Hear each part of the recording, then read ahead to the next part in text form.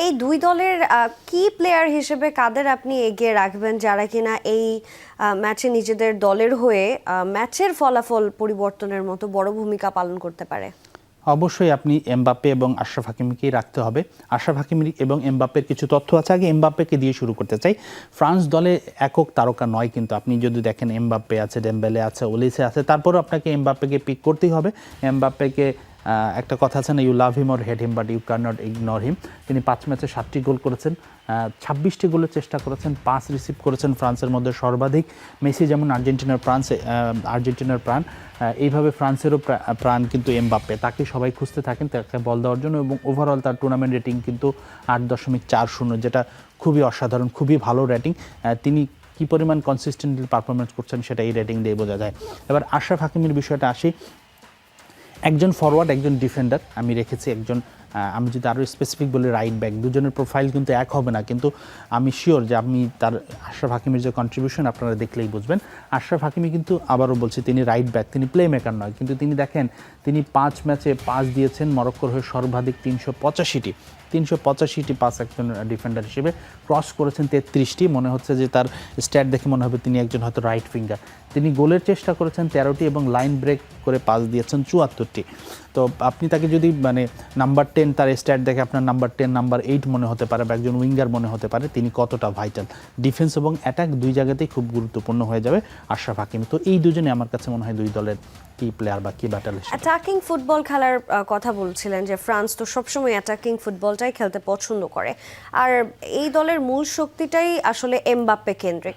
এই ম্যাচেও নিশ্চয়ই এর ব্যতিক্রম হবে না, তারা নিশ্চয়ই অ্যাটাকিং ফুটবলটাই খেলবে।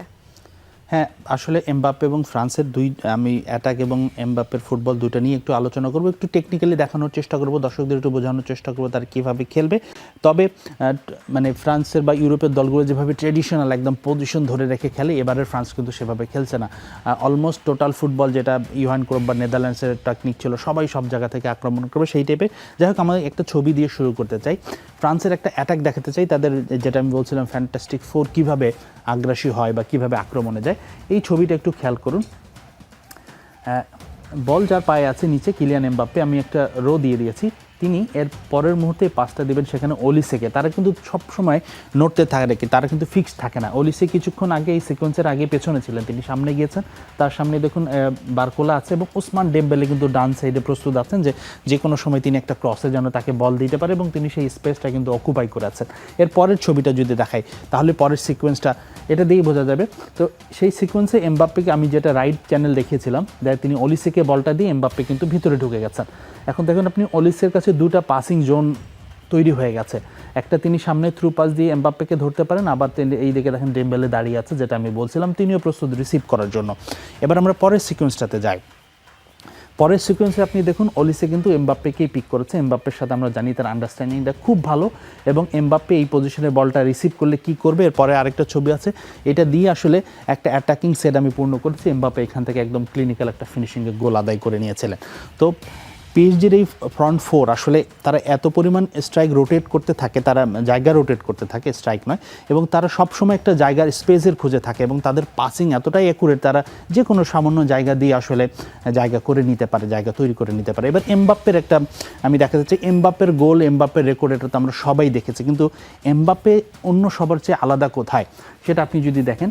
এমবাপ্পে দেখুন 1v1-এ এমবাপ্পে একদম ডেডলি, তাকে 1v1 কেন 1v2-3তেও বিট করা যায় না। এই ছবিটা দেখুন, এমবাপ্পের সামনে একজন ডিফেন্ডার আছেন, তার সাইডেও আছেন, রাইট সাইডে আছে, কোনো স্পেসই নেই আসলে, তিনি পাস দিতে চাইলো, মাঝখানে বারকোলা দাঁড়িয়ে আছেন কিন্তু খুব টাইট অ্যাঙ্গেলে। পরের ছবিটাতে যাই, এমবাপ্পে কী করলেন। আমরা জানি এমবাপ্পে খুব দুর্দান্ত বল জাগল করতে পারেন, একজন প্লেয়ার সামনে, আরেকজন কিন্তু ক্লোজ ইন গ্যাপ করছে।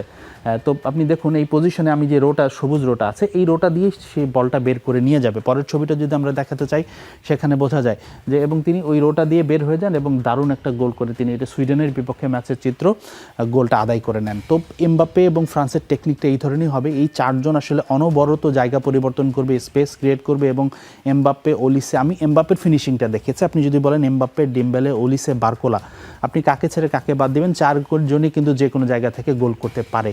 তো আসলে খুবই ভয়ঙ্কর একটা ফ্রন্ট ফোর ফ্রান্সের। একদমই তাই, ফ্যান্টাস্টিক ফোরের থেকে আসলে সতর্কই থাকতে হবে মরক্কোকে।